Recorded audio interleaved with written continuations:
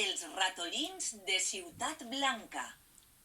Un matí, Júlia, la mestra, va portar una cosa menuda, blanca i dura a classe i ens la va ensenyar.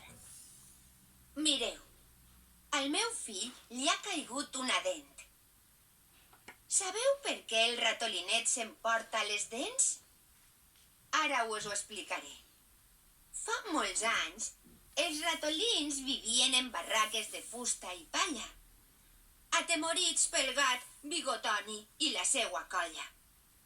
Un dia, un ratolí molt intel·ligent que es deia Boira, pel color gris del seu pelatge, va trobar una dent.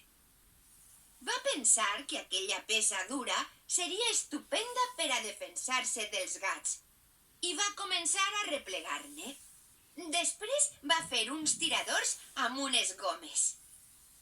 Quan Bigotoni i els seus gatots van tornar a atacar, els ratolins els van rebre a colps de dent. Des d'aleshores, els ratolins van viure més tranquils, però sabien que els gats tornarien algun dia. Aleshores, Boira va pensar que podrien protegir la ciutat construint una muralla amb aquelles dents tan dures. Per a aconseguir tantes dents, els ratolins van fer córrer la veu que, per cada dent que els donàrem, ens farien un regal.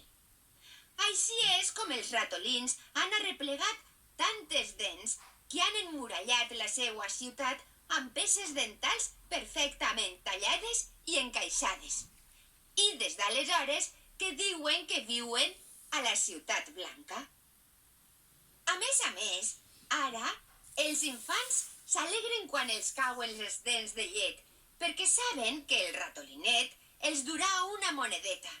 I us preguntareu d'on trauen els ratolins totes aquestes monedes, no?